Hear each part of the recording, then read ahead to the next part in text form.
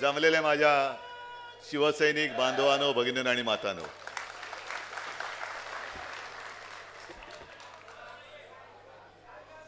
पुढे मला जे काही बोलायचे ते मी बोलणार आहे. पण सर्वप्रथम आपल्या इस्रोच्या वैज्ञानिकांचं, शास्त्रज्ञांचं मी पुन्हा एकदा अभिनंदन करतोय. कारण चांद्रयान 3च्या यशानंतर त्याचा अभ्यास आता सुरू झाला. आजच आपण इथे जमलेलो असताना सूर्याचा अभ्यास करण्यासाठी आदित्य L1नी आकाशात भरारी घेतलेली आहे. गेले 6 दशक हे सगळे वैज्ञानिक, 6 दशक म्हणजे 60 वर्षामध्ये हेच होते असं नाही, नाहीतर सगळे म्हणतील की हेच तिकडे, तसं नाही. पण 6 दशक एक संस्था काम करते आणि नक्कीच अभिमान आहे आपल्या देशाचा, हिंदुस्थानचा, की चंद्रावरती सुद्धा आपलं यान पोहोचलं. आता सूर्याचा अभ्यास करण्यासाठी यान निघालेलं आहे. याचा अर्थ सूर्यावरती उतरणार नाहीये, कारण काही जण शुभेच्छा देतील सूर्यावरती उतरणाऱ्या अंतराळवीरांचं वगैरे वगैरे, तसं काही नाही. पण अभ्यासासाठी यान आपलं त्यांनी भरारी घेतले, त्याच्याबद्दल नक्कीच आपल्याला अभिमान आहे. काल आपली इंडियाची बैठक झाली आणि माझ्या फोनवरती एक व्हॉट्सॲप आला. मला वाटतं मिर्लेकर आहेत, मिर्लेकरांनीच पाठवला होता ना, की पक्ष चोरला, चिन्ह चोरला, पण ठाकरेंनी मुंबईत इंडिया एकत्र करून दाखवला.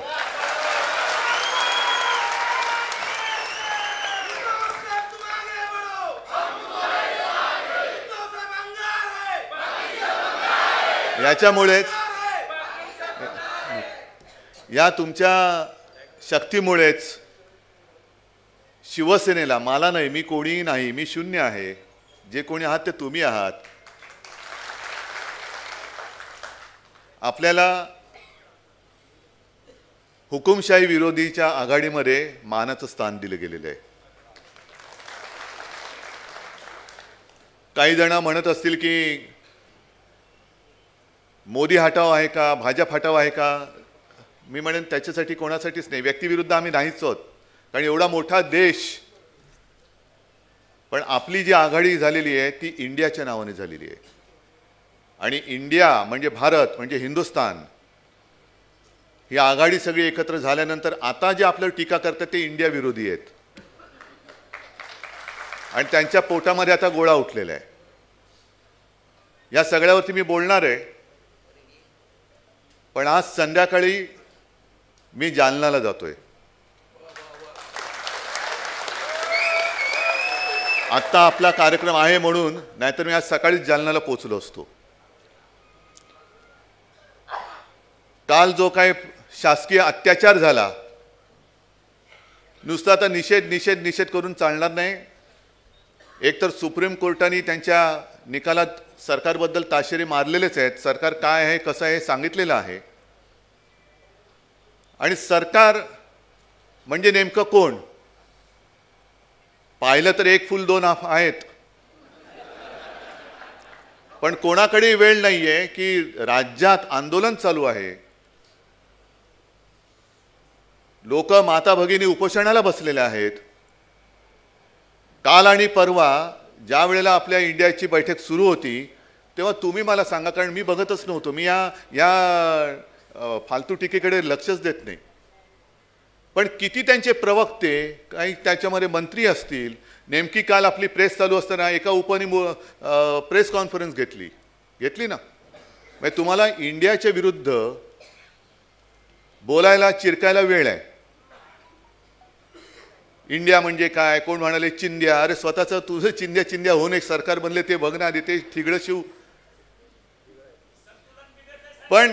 पण आपल्या विरुद्ध बोलायला त्यांना वेळ आहे. पण आंदोलन करते बसलेत तिकडे, तिकडे एकाही मंत्र्याला जावं असं वाटलं नाही. एक फुल दोन हाफला कोणीही गेला नाही. आणि आता चौकशीचा फार्स करणार. आम्ही काहीच केलं नाही, जे झालं त्याचं सखोल चौकशी करू. म्हणजे किती खोल जाणार तुम्ही? हा, म्हणजे एवढे खोल जाणार की वरतीच येणार नाही तुम्ही.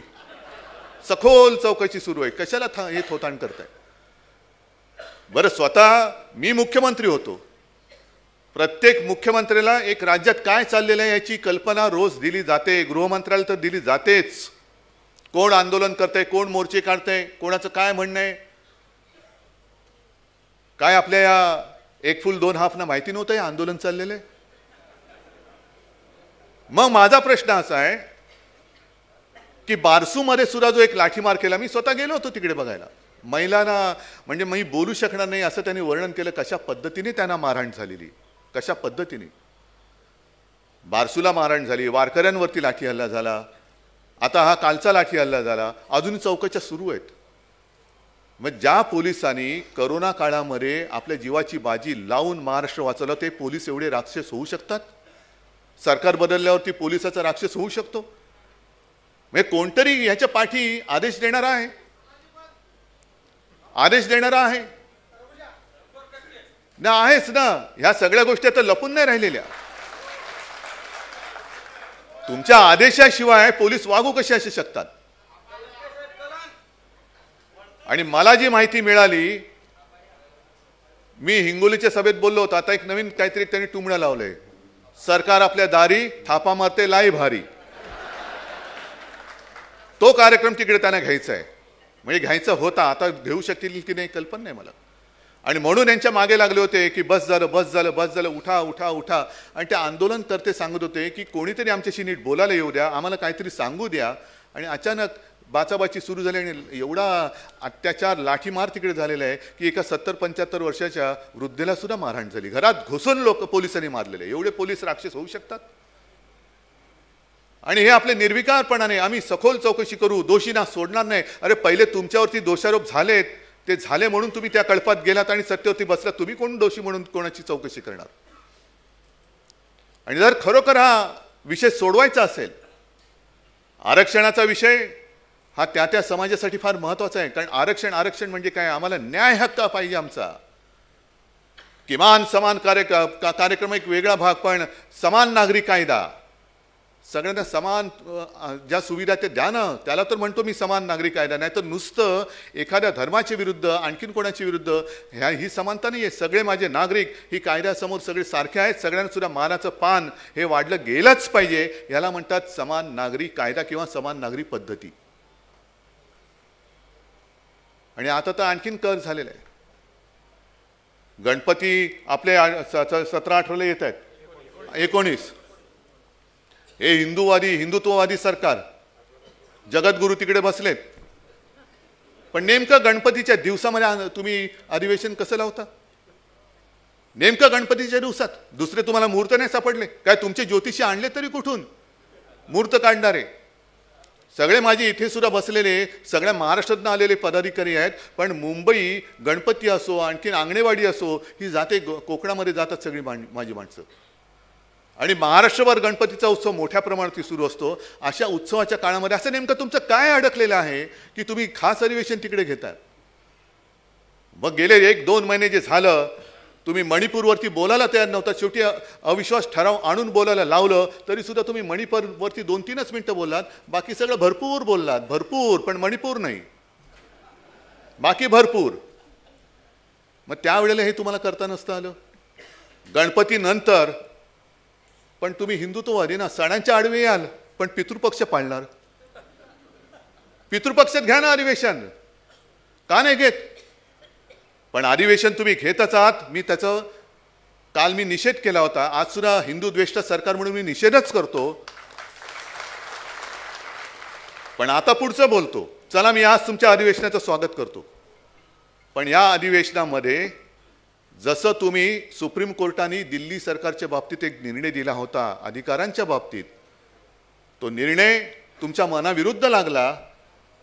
तुम्ही तोच निर्णय लोकसभेत संसदेत आणून 5वी बहुमताच्या आधारावरती तो फिरवून टाकलात आणि दिल्लीवरती कब्जा मिळवलात. मग मी आज तुम्हाला सांगतोय, म्हणजे भाजपवाल्यांना, पंतप्रधानांना सांगतोय की आमचे मराठा समाजाचे बांधव आहेत, धनगर आहेत, आणखीन कोणी ओबीसी असतील, सगळेच तुम्ही जे विषय ज्यांचे नुसतेच प्रलंबित आहेत, या खास अधिवेशनामध्ये वटहुकूम काढून ह्या सगळ्यांना त्यांचा न्याय हक्क मिळवून द्या. द्या, मराठा समाजाला द्या, धनगरांना द्या, कोण आदिवासींचं राहिलं असेल, ओबीसींचं राहिलं असेल, सगळी तुमच्याकडे जंत्री आहे. तुमच्या सोयीप्रमाणे निर्णय बदलायचे. एखादा निर्णय तुमच्या मनाविरुद्ध लागला तर लगेच त्याच्या विरुद्ध संसदेमध्ये दुरुस्ती करून आपल्या बाजून ते फिरवायचं. मग हा घ्या ना निर्णय. का त्यांना तुम्ही त्रास देताय? बरं, त्रास देताय तो देताय, संवाद तर करतच नाही आहेत. म्हणजे तुम्ही विचार करा, एक तर महागाई एवढी वाढलेली आहे की पोटाला अन्न नाहीये, 2 घास मिळत नाहीयेत. अशा परिस्थितीमध्ये उपोषणाला बसलेल्या माता भगिनींवरती तुम्ही पाशवी लाठीमार करून एक तर भुकेलेले आहेत, त्यांच्या न्याय हक्कासाठी लढतात. ते कोणी व्यक्तिगत स्वतःसाठी कोणी लढत नाहीये, पण एकूण जनतेसाठी लढतायत. त्यांच्यावरती तुम्ही घरात घुसून मारतात. म्हणजे घरात घुसणार तुमचे पोलीस आणि सरकार तुमच्या दारी. पोलीस तुमच्या घरी, आम्ही तुमच्या दारी. हा कोणता प्रकार आहे? हा कोणता प्रकार आहे? आणि अशा पद्धतीला तुम्ही लोकशाही मानणार? हीच जी काही एक हुकुमशाही आहे ती चिरडून टाकण्यासाठी, होय मी बोलतोय चिरडून टाकण्यासाठी इंडिया म्हणून आम्ही एकत्र आलेलो आहोत. आणि जे जे कोणी आमच्या सोबत येत आहेत देशाचं रक्षण करायला, भारत मातेचं रक्षण करायला, मग ते कोणी असो, होय अगदी मेहबूबा मुफ्ती असला तरी सुद्धा देशाच्या रक्षणासाठी आम्ही त्यांना सोबत घेतो. जा. कोणी हुकुमशाही आणू शकणार हुकुमशहा आम्हाला देशात जन्मालाच येऊ द्यायचा नाहीये. जन्मालाच येऊ द्यायचा नाहीये. कारण एक तर अनेक वर्षांच्या संघर्षानंतर जो एक स्वातंत्र्यासाठी लढा झाला होता, अनेक क्रांतिकारक फासावरती गेले, बलिदान केलं, कुटुंबाच्या कुटुंब ही त्याच्यामध्ये भरडली गेली. त्यांच्या सगळ्यांच्या त्या त्यागानंतर आम्हाला हे स्वातंत्र्य मिळालेलं आहे. आज सुद्धा घराणेशाही घराणेशाही घराणेशाही त्यांचा जो काही उद्घोष चाललेला आहे, घराणेशाहीच्या आम्ही विरुद्ध आहोत. मी तुमच्या घराण्याबद्दल विचारतच नाही, कारण तुम्हाला सांगायला घराण्याचा इतिहासच नाहीये. काय घराण्याचा इतिहास? काहीच नाहीये, काहीच नाहीये. अरे जी लोक कुटुंब व्यवस्था नाकारतात त्यांनी दुसऱ्याच्या घराण्याबद्दल बोलू नये, बोलण्याचा अधिकार नाही. कारण कुटुंब व्यवस्था, घराणं हीच तर आमच्या हिंदूंची एक संस्कृती आहे. तिच्या मुळावरती तुम्ही घाव घालणार आणि आमच्या घराण्यावरती बोलणार. पहिलं कुटुंब सांभाळा, मग आमच्या घरावरती बोला. आणि ही जाणीव नसल्यामुळे तुम्ही गॅस सिलेंडर स्वस्त केलात. बरोबर आहे. म्हणजे मला आजही आठवतंय की साधारणतः 2013-14 साल असेल, विशाखाताई वगैरे बसलेत, आपण सिद्धिविनायकाच्या बाहेर एक आंदोलन केलं होतं 2012. कारण माझी तेव्हा नुकती एन्जिओप्लास्टी झाली होती. तेव्हा सुषमा स्वराज त्यांनी भारत बंद, मुझे फोन आला, मला फोन आला, उद्धव जी हम भारत बंद करना चाहते हैं इस तारीख को. मी बाळासाहेबांना विचारलं, साहेब होते तेव्हा, मला म्हणाले काय गणपतीच्या दिवशी? छे, आमच्याकडे सणवार असतात त्या दिवशी मी आंदोलन करणार नाही म्हणून सांगते ना, मी बंद बिन करणार नाही. मला त्या सांगायला लागलं की नाही येतो एक क्षेत्रीय आहे असं. म्हटलं काय ते म्हणजे प्रांतीय भिंत काय नाही, आम्ही बंद करणार नाही. म्हणजे त्याही वेळेला गणपतीच्या दिवसात ह्यांनी भारत बंद केला होता. तुम्ही 2012ची तारीख काढा. कारण मला हे का आठवतंय, मी त्या आंदोलनाला गेलो सिद्धिविनायकाच्या समोर आणि दुसऱ्या दिवशी माझा फोटो आला गॅस सिलेंडरवरती हातात घेतलेला. आणि मला बाळासाहेबांनी जे झापलं, तुझी परवा झाली एन्जिओप्लास्टी आणि तू सिलेंडर हातामध्ये घेऊन उभा राहिलास कसा? खरं तू सांगायला पाहिजे लोकांना की तुम्ही सुद्धा हातात घेऊ नका, सिलेंडर एवढा जड आहे, आंदोलन करा, पण असे सिलेंडर वगैरे डोक्यावरती घेतात कसे? मी सांगितलं मला मी काय करू, मला विशाखाताईने हात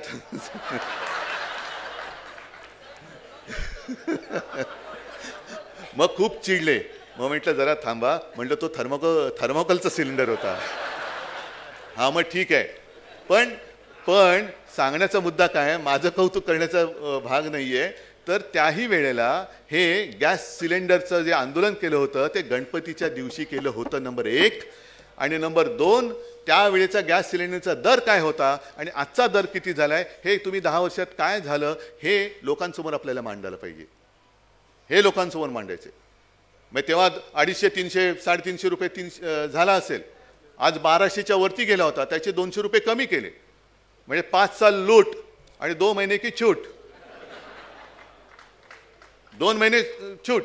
जसं मागे एकदा केलं होतं ना, सुशील कुमार शिंदे होते, शेतकऱ्यांचं वीज बिल माफ आणि सत्ता आल्यानंतर दुपटीने वसूल. तर हे सगळे आता जुमले आहेत. हे जुमले आहेत. या जुमल्यांवरती यांचे इमले बांधले जात आहेत. ते आपल्याला खोडून काढायचे आहेत. आज तुम्हाला मी सगळ्यांना का बोलवलं की आता काल परवा जी बैठक झाली त्याच्यात एक दोन जणांनी एक चिंता व्यक्त केली की डिसेंबरमध्ये भारतीय जनता पक्षाने असं म्हणतात, मी काय माहिती घेतलेली नाही, देशातली सगळी विमानं, खाजगी विमानं आणि हेलिकॉप्टर्स बुक करून टाकलेले डिसेंबरमध्ये. मग डिसेंबरमध्ये निवडणुका झाल्या तर काय? म्हटलं काय होऊ देत ना, होऊ देत. अगदी स्वातंत्र्य लढ्यामध्ये सुद्धा काय होती आपल्याकडे विमान आणि हेलिकॉप्टर, पण सामान्य माणूस हा रस्त्यावरती उतरला आणि त्यांनी इंग्रजांना हाकलून दिलं तर चले जाओ. आणीबाणीच्या नंतर सुद्धा तेव्हा किती उपलब्धता होती देव जाणे, पण सगळ्यांना साधनं उपलब्ध होती. 2014 साली सुद्धा जसं काँग्रेस असेल किंवा त्यांच्या सोबतची त्यावेळेचे जे पक्ष होते त्यांच्याकडे साधनं उपलब्ध होती, तशी भाजपाकडे पण होती. पण सगळ्यांकडे विमानं आणि हेलिकॉप्टर असताना सुद्धा काँग्रेस हारली होती ना, भाजपा जिंकला होता ना. मग विमानं असोत किंवा नसोत, शेवटी आपल्याला जमीन आहे, जमीन तापल्या तरच पाऊस पडतो. जमीन तापल्यानंतर आज संपूर्ण महाराष्ट्र तापलेला आहे. उन्हाळ्यानंतर पावसाळा येतो, पण ते त्याच्या आधी जमिनीची मशागत पण करावी लागते. नुसतं आपलं तापले जमीन म्हणजे आता पाऊस येईल नाही करायची, दुष्काळ पडू शकतो. पण जमिनीची मशागत करण्याची ही वेळ आहे. आणि 2014 साली एक शब्द सगळीकडे प्रचलित झाला होता, चाय पे चर्चा. माहिती आहे ना? आता चाय पे चर्चा मी तर कधी बघितलं नाही, पण झाला होता असं म्हणतात. आता त्या गोष्टीला 9 वर्ष झाली, 10 वर्ष होत आली. आता आपल्या सगळ्यांचं काम आहे होऊन जाऊ दे चर्चा. आम्ही तेव्हा तुमच्या बरोबर होतो, अगदी चहा नव्हता दिला तरी सुद्धा तुमच्या सोबत होतो. हो, आता एका कपाचे एक एक घोट चहा पिणे चाललेले आहे. तुला एवढा, तुला एवढा, तुला एवढा, एक कप एक, आणि सगळे पिणारे बरेच. सांगतो तुम्हाला, याच्यावरती पण येतो. हे नुसतं इकडे रंगशारदेमध्ये घोषणा देऊन नाही चालणार. हे लोकांच्या मनात जे रुजले ना, ते आता आणखीन त्याला धुमारे फोडावे लागतील. कर्नाटकामध्ये बजरंगबली की जय हा नारा देऊन सुद्धा काँग्रेस का जिंकली, भाजपा का हरला? कारण तिकडे लोक भ्रष्टाचार बघत होते आणि काँग्रेसने 40% कमिशनचं सरकार म्हणून जी एक बोंबाबोंब केली ती लोकांना भिडली. अरे हा, हे आमचं जे काही दुःख आहे, आम्हाला प्रत्येक पावलावरती कमिशन घेतलं जातंय, हे यांना कळलेलं आहे, म्हणून आम्ही यांना मत देतो. लोकांपर्यंत ते पोचलं होतं. आता मध्य प्रदेशमध्ये सुद्धा तेच होणार आहे. महाराष्ट्रामध्ये आपल्याला करावं लागेल. जी एक जनभावना झालेली आहे की सरकार लोकशाही मार्गाने नाही तर खोक्यातून जन्माला आलेलं आहे, खोक्यातून जन्माला आलेलं सरकार आहे. त्याच्यानंतर मी मुद्दामून काही बातम्या आणलेल्या आहेत. ग्रामीण भागामध्ये सुद्धा मला वाटतं अंबादास तुम्ही आणि लटकेताईंनी आधी योजना सांगितल्या असतील. एक एक योजनांचा तुम्ही पाढा वाचा. जसं चाय पे चर्चा होती तशी मला तुमच्या सगळ्यांकडनं जे ग्रामीण भागातून आले ते आणि मुंबईकरांनी सुद्धा ते सुरू केलेलं आहे. बैठका म्हणजे मीटिंग वगैरे नका लावू, पण शेतकऱ्याच्या बांधावरती जा, त्यांच्याशी चर्चा करा की अरे दादा, तुला शेतकऱ्यांसाठी या सगळ्या योजना आहेत, जनधन वगैरे वगैरे काहीतरी, सगळ्या किसान विमा वगैरे, तुला खरंच किती पैसे मिळाले रे? महिलांसाठी योजना असतील, उज्ज्वला योजना, त्यांना विचारा की खरंच तुमच्या घरामध्ये किती या योजनेद्वारे किती स्वस्तामध्ये सिलेंडर मिळाले, तुमच्या मुलाला नोकरी मिळाली का, शिक्षणाची व्यवस्था झाली का, हर घर जल से काय नल से जल आलं का, तुमच्या खात्यामध्ये किसान पीएम किसान सन्मान योजना पैसे आले का, हप्ते आले, येत आहेत का? कारण हे एवढ्यासाठी तुम्हाला सांगतोय, तुम्ही मला हो की नाही तेवढं सांगा. तुम्ही ग्रामीण भागातून आलेला आहात ना, तुमच्या गावामध्ये आत्तापर्यंत, आता नाही तर परत लागतील, पेट्रोल पंपावरती, एसटी स्टँडवरती मोठी होर्डिंग लागतात ना, प्राईम मिनिस्टर आणि एका महिलेचा फोटो असतो. मग देशभरामध्ये इतक्या लाख महिलांना मिळाला या योजनेचा लाभ. मी बरोबर आहे, मी काय विचार करतो, मी वांद्र्यामध्ये राहतो, माझ्याकडे नसेल, पण कदाचित दादरला मिळाला असेल. दादरचे काय विचार करतात, माझ्याकडे नसेल पण बोरिवलीला मिळाला असेल. बोरिवलीला म्हणतात की असंच सगळं चालतं, कारण प्राईम मिनिस्टरचा फोटो आहे, सरकारी जाहिरात, ही खोटं नाही बोलणार. अजूनही लोकांचा सरकारवरचा विश्वास उडालाय, पण सरकारी जाहिरातीवरती विश्वास आहे, आणि हेच आपल्याला खोडायचे. मधल्या काळामध्ये एक ती सुद्धा काही शोध पत्रकारिता करणारी लोक आहेत, काही महिला चांगल्या आहेत, काही पुरुष चांगले काम करतायत. एक त्यांनी फोटो बघितला, प्रधानमंत्री आवास योजनेच्या माध्यमातून एका महिलेला मिळालं घर. ती महिला कुठली काय त्याचा शोध घेतला गेला. आणि घरी गेल्यानंतर कळलं ती महिला एक जेमतेम एखाद्या खोलीमध्ये कशी तरी राहते आणि तिला विचारलं की हे घर तुला प्राईम मिनिस्टर आवास योजनेत मिळालं. तुला नाही पण हे माझं भाड्याचं घर आहे. मग तुझा फोटो आला. हो माझा फोटो आलाय बरोबर आहे, पण ते मी कुठे त्यावेळेला कामावरून येताना माझा फोटो काढला आणि तो वापरलेला आहे. म्हणजे प्रधानमंत्री आवास योजना नाही, प्रधानमंत्री आभास योजना. प्रधानमंत्री आभास योजना आभास आहे पूर्ण. त्या पुण्यप्रसून वाजपेयींची सुद्धा तुम्हाला माहिती आहे काय घटना घडली ती. एका महिलेला विचारलं प्रधानमंत्रींनी काय कसं काय ताई बरं आहे ना. हो तुमचं शेतीचं उत्पन्न काय करता तुम्ही. तिने काय आता मला लक्षात नाही, मी सांगतो काहीतरी बाग होती म्हणे फळबाग. मग उत्पन्न दुप्पट झालं का. हो मग त्या पुण्यप्रसून वाजपेयीच्या लोकांनी पाठपुरावा केला. कोण ही महिला. ते छत्तीसगड का कुठल्या तरी त्या निघाल्या. आपण काय विचार करतो ही सारी ग्रामीण भागातली महिला ही खोटं कशाला बोलेल आणि प्रधानमंत्र्यांशी खोटं बोलणार. शक्यच नाही. तरी हे घरी गेले. खरंच हे चांगलं झालं असेल तर चांगली गोष्ट आहे. घरी गेल्यानंतर तिला विचारलं की तुमची अमुक अमुक शेती आहे का. तिला नाही बाबा माझं काही शेती भीती नाही. पण मग तुम्हाला असं विचारलं तुम्ही हो बोललात. तर हो. मग तेव्हा गावातल्या लोकांनी सांगितलं की काही दिवसांपूर्वी एक दिल्लीतनं टीम आली आणि आमच्या गावात फिरले सगळे. तुम्हाला मिलिंद वैद्य तुम्हाला पंतप्रधानांशी बोलायचं आहे. मिलिंद वैद्य बोलणार हो.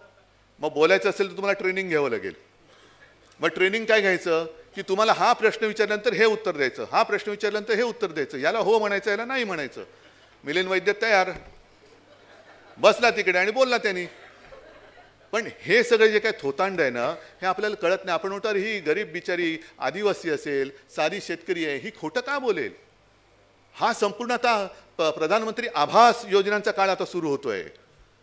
बरं आता आम्ही इकडे एवढे सगळे नेते बसलेत. समजून घ्या सगळे वेगवेगळ्या पक्षाचे आहेत आणि मी तुमच्यासमोर उभा आहे आणि मी तुम्हाला सांगतो भाई और बहनों अभी अभी चांद पे अपना यान गया है कि नहीं गया है. अरे तुम्ही सत्याला सुद्धा हंसताय. मैं आपको वादा करता हूं जितने लोग यहाँ आए हुए हैं मैं 2030 तक चांद पर सबको घर दे दूंगा.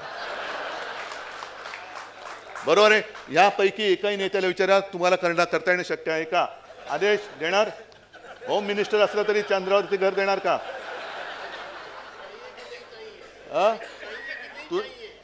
ठीक आहे तुम्ही देणार. तुम्ही देणार. संजय देणार. नाही देणार. तुम्ही काय बोलता अरे देता येणार नाही माहिती आहे रे पण हा बोलतोय देतोय ना. समजा आपण याला मत दिलं आणि दिलं घर तर म्हणून तुम्ही मत देऊन मोकळे होता आणि नंतर मग ऐसे जुमले तो चुनावी जुमले तो होते ही है. अच्छे दिन आने वाले थे कब आएंगे अच्छे दिन. मग चंद्रावरती घर लांब राहिलं माझं शेतातलं घर गहाण टाकावं लागते हे वस्तुस्थिती ही लोकांना समजून सांगण्याची गरज आहे. ही वस्तुस्थिती लोकांना समजून सांगण्याची गरज आहे.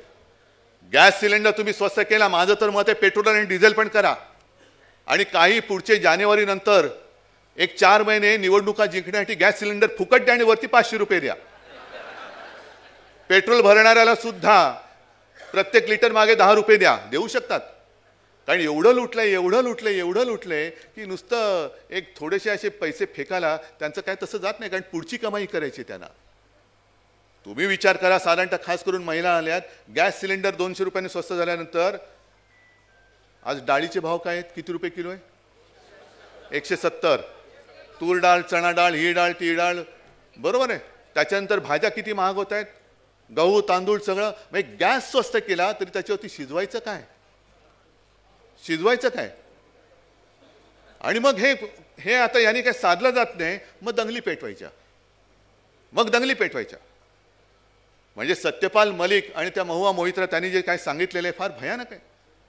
सत्यपाल मलिक तर एवढ्या टोकाला जाऊन बोलले आहेत की ते म्हणतात राम मंदिरावरती सुद्धा हल्ला करायला मागे पुढे पाहणार नाहीत. मी एवढ्या खाली तुम्ही आलात आणि वरती हिंदुत्वाचा टेंबा मिरवता. तुम्हाला तुमच्या कर्तृत्वाने निवडणुका जिंकता पण येत नाहीयेत. सगळे भाडोत्री लागतात. म्हणजे भाड्याने जमवलेली पार्टी म्हणजे भाजपा की काय. हा सगळे भाड्याने जमवलेत. भाड्याने. आमच्याकडे कार्यकर्ते भाड्याने मिळतील. आमच्याकडे खूप आहेत. जे भाडखाऊ आहेत त्यांना तुम्ही घेतलंय. आणखीन कोणाला भाडखाऊ असेल तुम्ही घ्या.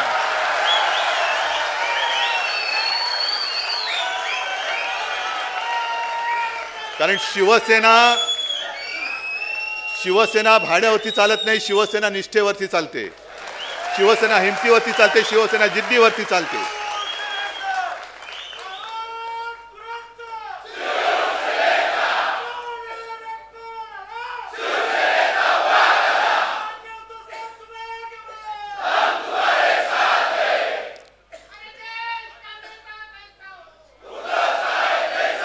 नाही, थांबा थांबा. आहे इकडे तो मी बरा आहे, इकडे आहे तो मी बरा आहे. मला नेता वगैरे देशाचं व्हायचं नाही, पण देशाच्या नागरिकांना मात्र नक्की जागा करायचं आहे. कारण आता देश का नेता तुम्ही म्हटलात म्हणून मला प्रश्न विचारला गेला होता परवाच्या पत्रकार परिषदेत, आणि मी सांगितलं आमच्याकडे खूप चर आहे, तुम्ही सांगा. महिला पाहिजे तर महिला आहेत, शिक्षणाप्रमाणे आहेत, वयोमानाप्रमाणे आहेत, तुम्ही सांगा कोणता नेता तुम्हाला पाहिजे. पण त्यांच्याकडे चॉईस नाही, त्यांच्याकडे एकच नेता आहे, आणि त्यांना सुद्धा आता तो कमी पडायला लागलाय. म्हणून बाजूला आपल्या साहेबांचा हिंदू हृदय सम्राट, जे एकमेव हिंदू हृदय सम्राट, त्यांचा फोटो लावावा लागतोय. बजरंगबली की जय करावं लागतंय. तिकडे आणखीन सुभाषबाबूंचा हे घ्यायला लागतोय. आता मला कोणीतरी सांगितलं की कदाचित 23 जानेवारीला राम मंदिराचं उद्घाटन करतायत. म्हणजे सुभाषबाबू आणि आपला हिंदू हृदय सम्राट, देखो भाई और बहनो, हिंदू हृदय सम्राट त्यांच्या मी जन्मदिवशी मी करतोय. अहो पण तुमचं कर्तृत्व काय, ते त्यांच्या कर्तृत्वाने हिंदू हृदय सम्राट झाले, तुमच्या नाही. तुमच्या कर्तृत्वामुळे किंवा तुमच्या आशीर्वादाने ते नव्हते, त्यांच्या आशीर्वादामुळे तुम्ही आहात. त्यांच्या आशीर्वादाने म्हणून ते हिंदू हृदय सम्राट आहेत. पण हे असं सगळ्यांचे जे आदर्श आहेत, कारण मी मोकळेपणाने सांगतो जे खरं आहे ते खरं आहे. स्वातंत्र्य लढ्यामध्ये चले जाव यांनी सांगितलं, चले जाव मध्ये भाजप तर नव्हताच, त्यांचं नाही, त्यांची जी मातृसंस्था आहे ती तरी होती का? उलट असं मला संजय राऊत यांनीच लिहिलं होतं की त्यावेळेला ह्यांचे जे जनसंघाचे जनक होते श्यामाप्रसाद मुखर्जी, त्यांनी असं म्हणतात की बंगालच्या फाळणीला पाठिंबा दिला होता आणि क्विट इंडिया मुवमेंट ही कशी चिरडून टाकायला पाहिजे ह्याच्यासाठी पत्र लिहिलं होतं इंग्रजांना, आणि तुम्ही आम्हाला क्विट इंडिया सांगताय. हे दस्तऐवज आहे. म्हणजे कोणाचा इतिहास घराणेशाही काढायचे ना, तर ही पण घराणेशाही काढा, विचारांची घराणेशाही काढा. काय तुमचे विचार होते, कोणत्या विचारातून तुमचा पक्ष जन्माला आलेला आहे, ती विचाराची घराणेशाही महत्वाची आहे. नुसती रक्ताची तर आहेच, मला अभिमानच आहे, मला अभिमान आहे. मी मा आणि साहेबांच्या पोटी जन्माला आलोय, कित्येक जन्माचं भाग्य मी अनेकदा सांगतोय. पण ज्या वेळेला तुम्हाला माझे वडील चोरावे लागतात तेव्हा तुमची मला कीव येते की अरे काय हे वैचारिक दारिद्र्य, ना धड विचार देऊ शकत तुम्ही, ना काही तुम्ही करामत करून दाखवू शकत, काहीच नाहीये. सगळं दुसऱ्याचं चोरायचं आणि त्यांना मोठं करून मग आमच्यावरती टीका करायची. काल पण त्यांनी काही ती पोस्टर लावली होती की बाळासाहेबांनी ज्यानं विरोध केला, हो बाळासाहेबांनी विरोध केला, जरूर केला, पण बाळासाहेबांनी शिवसेनेची स्थापना कमळाबाईची पालखी व्हायला काढली नव्हती. मी कमळाबाई शब्द मुद्दामून वापरला, तो माझा शब्द नव्हता, तो बाळासाहेबांचा शब्द होता. त्याची आठवण करून देण्यासाठी म्हणून मी कमळाबाई शब्द वापरला. असं कोणाला तुम्हाला सांगितलं असेल तर सांगा की उद्धव तुम्ही चुकतात, आम्हाला बाळासाहेबांनी सांगितलं होतं का वाटेल तेव्हा उद्या तुम्हाला संपवलं तरी चालेल, पण आजीवन भाजपाची पालखी व्हा. अरे आम्ही तर तुमच्यासोबत होतो. आज सुद्धा मी पुन्हा पुन्हा सांगतो, मी भाजपा सोडलं म्हणजे हिंदुत्व सोडलेलं नाही. कारण हिंदुत्वाचा जे काय हक्क आहे तो भाजपाकडे नाही आहे, तो तमाम हिंदूंकडे आहे. आणि ते हिंदुत्व काय ते आम्ही दाखवतो. जरा कुठे काय खुट्ट झाले, मी काही मुद्दे पुन्हा पुन्हा का सांगतोय, कारण ते सांगितले गेले पाहिजेत. आम्ही जरा काही केलं, काँग्रेस बरोबर गेलो, याने हिंदुत्व सोडलं. मी असं गेल्या वेळेच्या बैठकीनंतर शिवाजी मंदिरमध्ये बैठक घेतली होती तेव्हा मेहबूबा मुफ्तींबरोबरचे त्यांचे फोटो सुद्धा मी दाखवले होते. पण आम्ही हिंदुत्व सोडलं. मग कालचं रक्षाबंधन तरी बरं झालं, एवढी तरी लाज बाळगली, त्यांनी फोटो येऊ नाही दिले. मुसलमानांकडनं राखी बांधून घ्या, मुस्लिम महिलांकडनं. आणि म्हणून मी म्हटलं होतं ना की पहिली सुरुवात बिल्किस बानोपासून करा.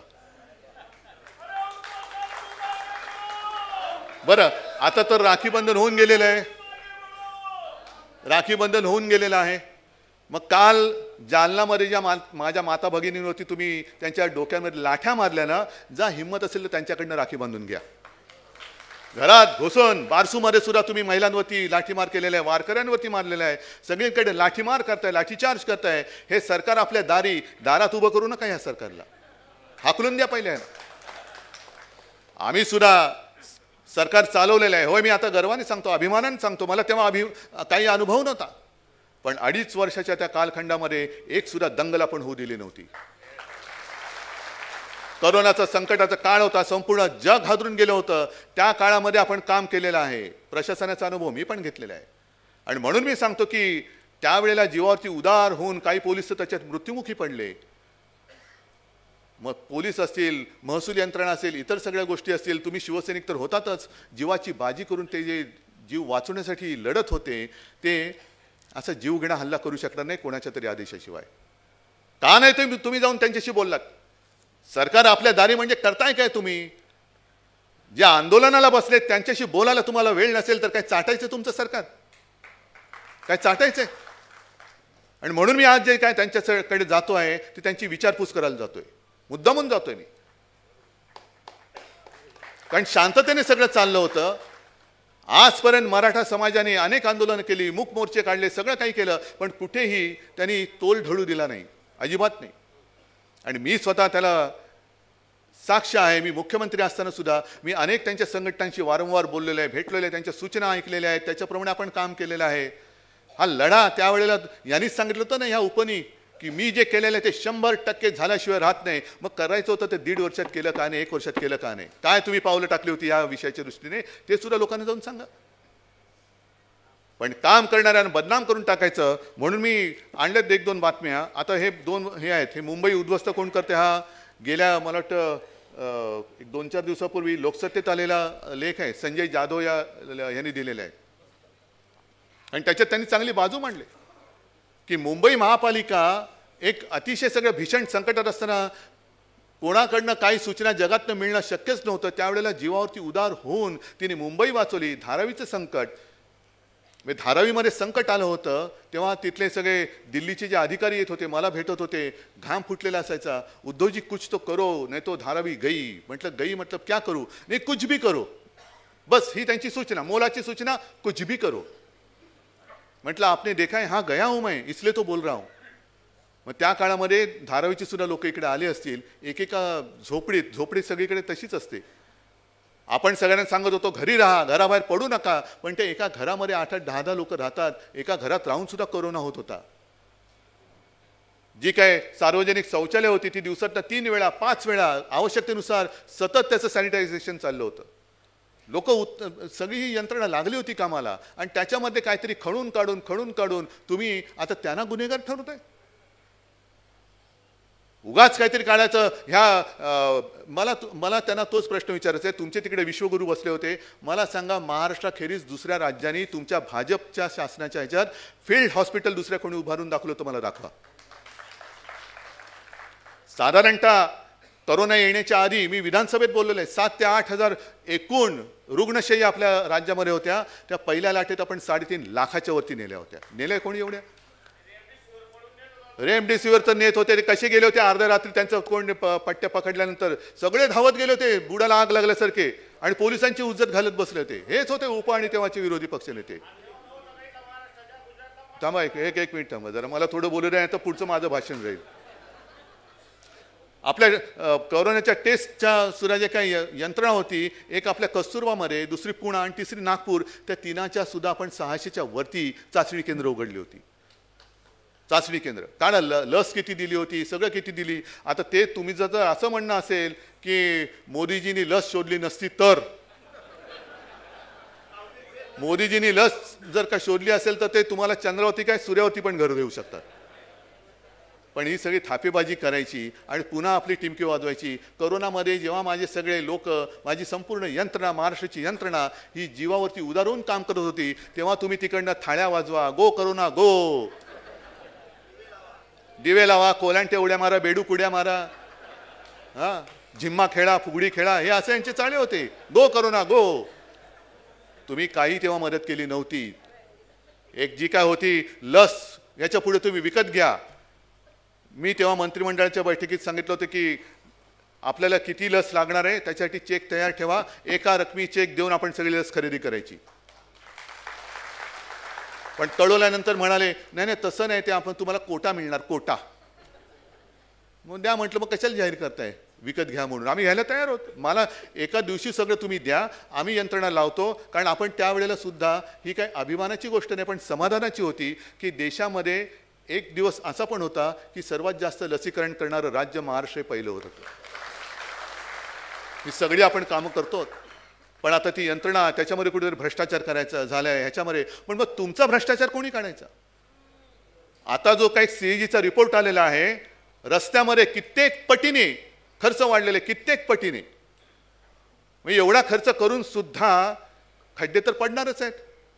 पण खड्डे नुसते रस्त्यावरती नाही, करदात्यांच्या खिशाला सुद्धा पडणार आहेत. मुंबई गोव्याचा जो रस्ता आहे, मला कळलंच नाही 200 वर्ष त्याला कधी झाली. हो 200 वर्ष झाली. कारण बरोबर ना, नितीन गडकरी बोलले होते की या रस्त्याला 200 वर्ष खड्डा पडणार नाही. म्हणजे आपण सगळे आता 200 वर्ष वयोमानाचे झालेलो आहोत. रस्ता 200 वर्षाचा कधी झाला ते सुद्धा आम्हाला कळलं नाही. मध्ये एकाने कोणीतरी फोटो टाकला होता की चंद्रावरती कशाला जात आहेत, खड्डेच दाखवायचे तर हे दाखवा. पण इथले खड्डे सोडून न्यायचे आणि चंद्रावरचे धुंडाळायचे ते वेगळं काम आहे. ते कौतुकाचा अभिमानच आहे, त्याची मी तशी तुलना नाही करू इच्छित, त्यांचा मी अपमान नाही करू इच्छित. पण ते वैज्ञानिक करत असताना तुम्ही रस्त्यावरची कामं तर करणार आहात की नाही? आता गौरी गणपती आले, रस्ते अजून तसेच खंडाळलेले आहेत आणि तिकडे तुम्ही जाऊ नये म्हणून वरती तिकडे अधिवेशन लावते की काय? तर हा द्वारकेचा रस्ता, म्हणजे द्वारकेसाठी आपण रस्ता करतोय पण त्याच्यामध्ये कित्येक पटीने वाढ केलेली आहे. कोणाच्या खिशाचा पैसा जातोय? मगाशी मी जे काही घराणेशाहीबद्दल बोलत होतो, घराणेशाही आम्ही त्याला चले जाओ सांगतोय, आम्ही तुमचा मित्रपरिवार वादाला चले जाओ सांगतोय. म्हणजे निवडणुका आता सुरुवात होईल. मला कित्येक वर्षांनी कळला रे, इंडिया नावाचा एक काहीतरी प्रकार आहे. का? कारण इंडिया एकत्र झाल्यानंतर एनडीए, पण एनडीएला आता काय आकार उकार नाही राहिलेला. आपल्याला सगळ्यांना माहिती आहे, शाळेमध्ये शिकलोय, अमिबा नावाचा एक पेशीय प्राणी असतो, माहिती आहे ना? त्याला पण एकच पेशी असते पण त्याला आकार उकार काही नसतो. तो अमिबा काढणं फार सोपं असतं. अमिबा म्हणजे त्याला पोटात गेले की अमांश होतो. हा अमिबा परत कोणी घेणार असेल तर घ्या बाबा, हा अमिबा आहे. कारण त्याला आकार उकार काय नाही, विचार काही नाही ना, शेंडा ना बुडखा, ह्याचं तोड त्याचं तोड त्याचं तोड त्याचं तोड. अरे सगळे आम्ही तुमच्या सोबत होतो, कशाला कर्मदरिद्रीपणा केला आणि शिवसेनेला हात घातलात?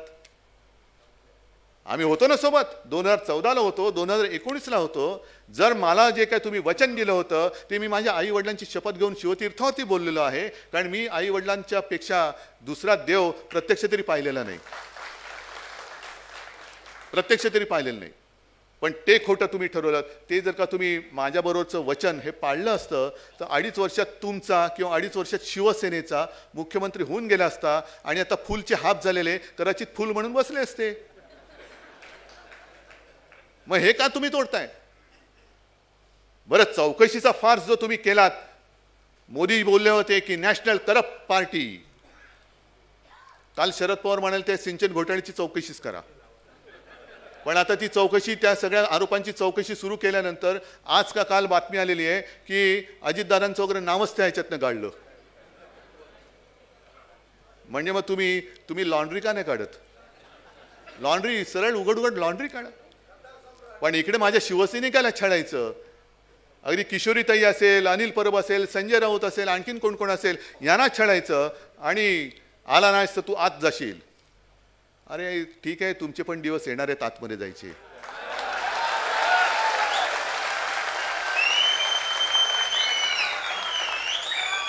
तुमचे पण दिवस येतील.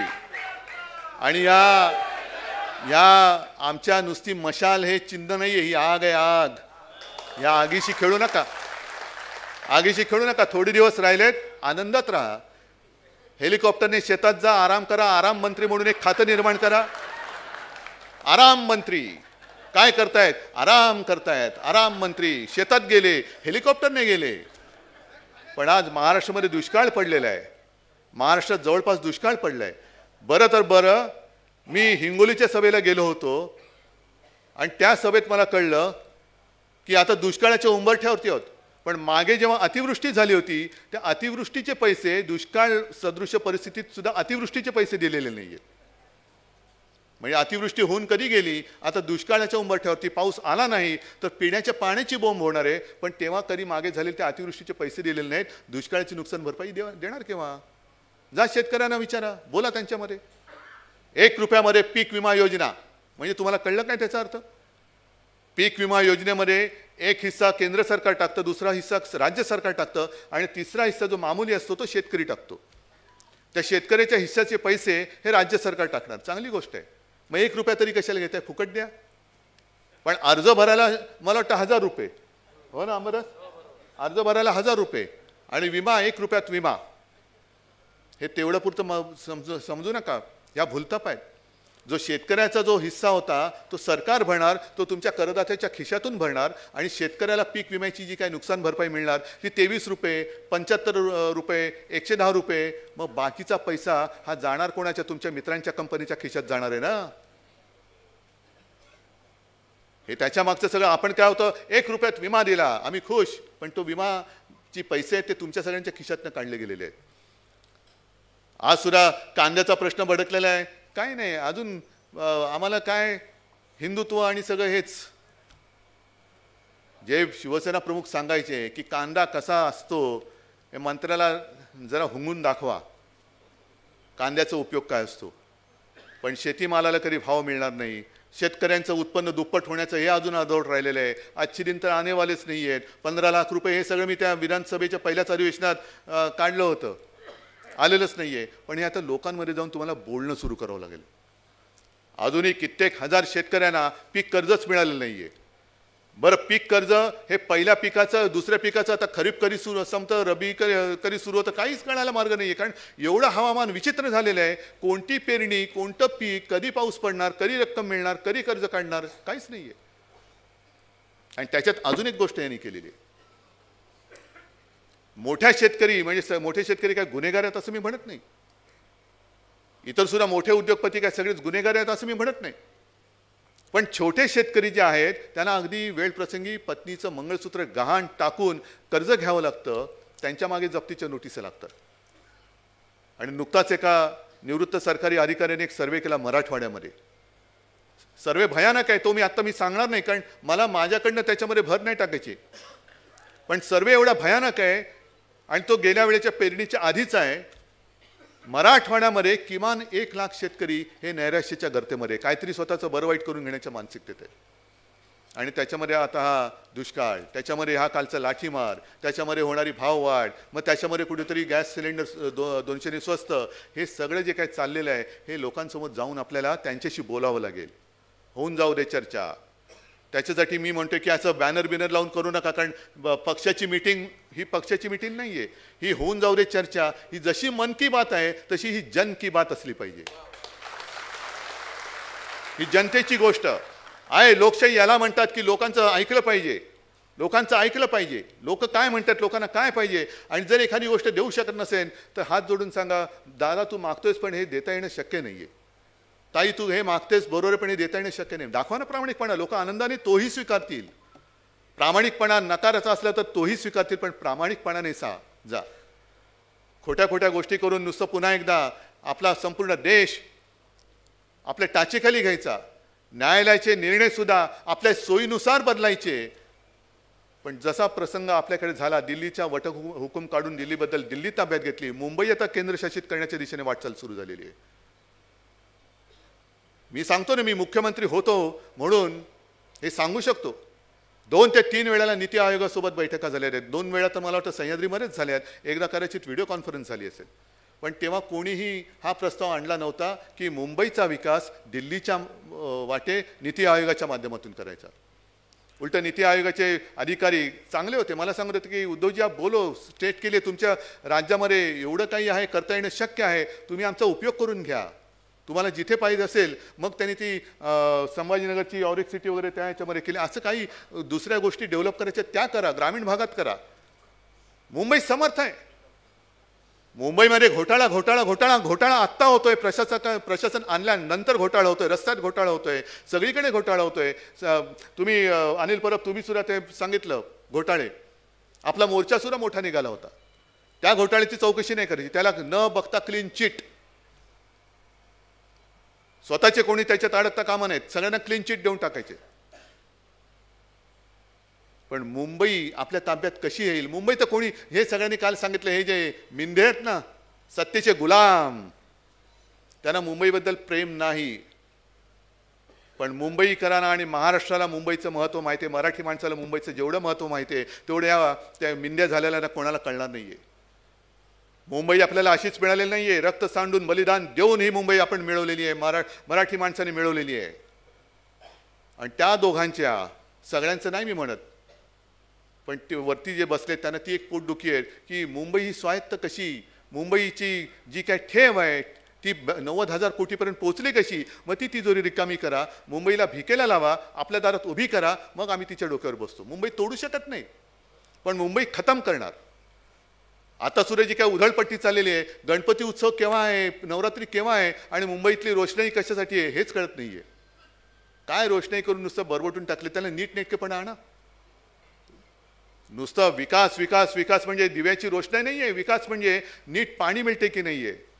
पूर्णपणे मुंबईची प्रशासन यंत्रणा आता त्यांनी एकतर गलथान करून टाकलेली आहे. मला तर असं कळते की आता निर्णय घ्यायला अधिकारी धजावत नाही आहेत. कचरा उचलला नीट जात नाही आहे. म्हणजे एका बाजूला कचरा साठलाय पण पाठीकडची भिंत रंगवलेली आहे. काय डोंबल्याचा विकास? सुंदर रंगवलेल्या भिंतीच्या पुढे कचरा पडलेला आहे, हा आमचा विकास. पण मुंबई ही त्यांच्या आता हातामध्ये घ्यायला लागलेत. एक तर आपण ते घेऊ देणार नाही. कोणी किती प्रयत्न करा, कोणी हुकुमशाही येऊ दे, आम्ही देऊच देणार नाहीये. आणि एक नक्की सांगतो, थोडे दिवस राहिलेले आहेत, त्यांनी ते तरी शाप कमी घेण्यासाठी वापरावे. लोकांचे शाप कमी घ्या, आशीर्वाद घेता येणार नाहीत, पण शाप तरी घेऊ नका. पण थोडे दिवसानंतर आपले जे सरकार केंद्रात येणार आहे, इंडिया म्हणून येणार आहे, राज्यात तर आपले येणारच आहे. हे सगळे उफराटे निर्णय त्यांनी जे काय घेतलेत ते तोडून मोडून केराच्या टोपलीत टाकून दिल्याशिवाय राहणार नाही. आणि त्यावेळेला मी त्यांच्या कार्यकर्त्यांना सुद्धा सांगतोय, आज मस्तीत येऊ नका. कारण तुमचे राज्यकर्ते आज असतील उद्या नसतील, पण तुम्ही आणि आम्ही एका गावात राहणार आहोत.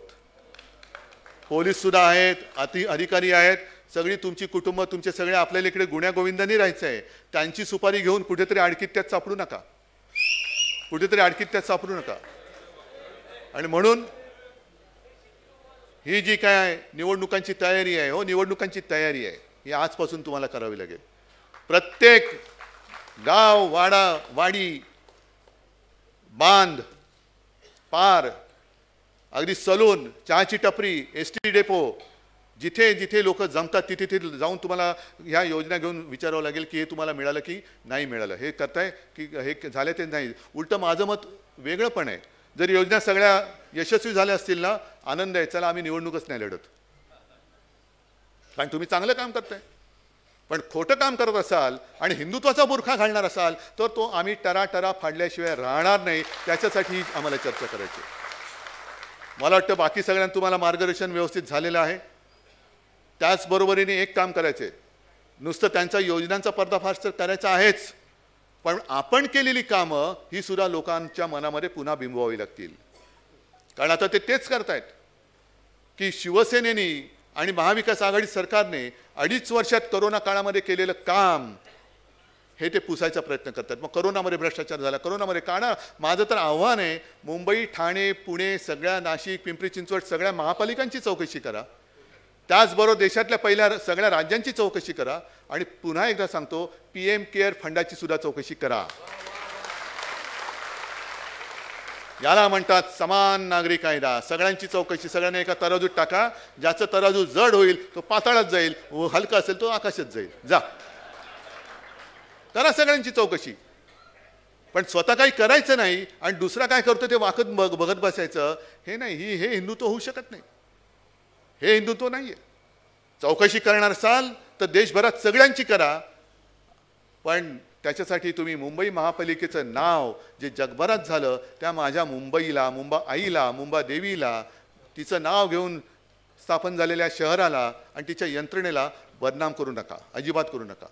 तर आपण केलेली कामं ही सुद्धा तुमच्याकडे दिली जातील, ही सुद्धा त्यांना सांगावी लागतील. आणि त्यांची जी काही थोतांड आहेत ही सुद्धा तुम्हाला उघडी पाडावीच लागतील. आणि ही पाडण्याखेरीज दुसरा आपल्याला पर्याय नाही, दुसरा पर्याय नाही. अनेक जण मला शिवसैनिक भेटतात, सांगतात की तेव्हा बाळासाहेबांच्या वेळेला सांगायचे, साहेब म्हणते तर आम्ही जीव पण देऊ. नको, जीव देऊ नकोस. जीव देण्यासाठी आपण नाही जन्माला आलेलो आहे. आपल्या जीवाचा सदुपयोग करायचा आहे. आणि तो सदुपयोग आपल्या लोकांना, जी एक त्यांच्या डोळ्याची पट्टी बांधली जाते, अंधभक्त समजू शकतो, पण डोळ्याची पट्टी बांधली जाते, ती पट्टी काढण्यासाठी आपल्याला करायची आहे. आणि म्हणून तुम्ही गावागावातनं सगळे इकडे एकत्र आलेला आहात. तुम्हाला आता हा कार्यक्रम दिलेला आहे, मतदार यादीप्रमाणेचा. भारतीय जनता पक्षाने एक कार्यक्रम दिलेला आहे, त्यांना घर घर मोदी. मी त्याचं स्वागत करतो, पण भारतीय जनता पक्षाच्या कार्यकर्त्यांना सुद्धा एक विनंती करतो हात जोडून, घर घर मोदीची सुरुवात स्वतःच्या घरापासून करा. स्वतःच्या आईला विचारा, स्वतःच्या आईला विचारा की आई, आपल्या घरामध्ये उज्ज्वला योजनेमुळे किती सिलेंडर मिळाली? आज डाळीचा भाव काय आहे ग? मग बाबांना विचारा, बाबा तुम्हाला पगारवाढ झाली का हो? भाऊ असेल, बहीण असेल, तुमची मुलं असतील, शिक्षणाची सोय झाली का हो?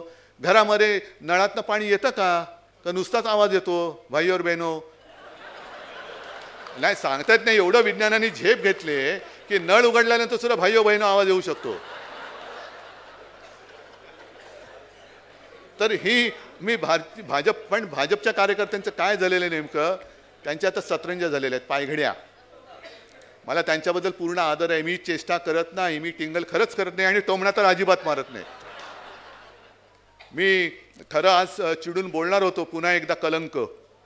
कालच्या माझ्या माता भगिनींवरती जो अत्याचार झालेला आहे, आणि म्हणून जो गृहमंत्री आहे तो गृहमंत्री कलंक नाही तर दुसरं काय, हे मी आज बोलणार होतो, पण आता बोलत नाही.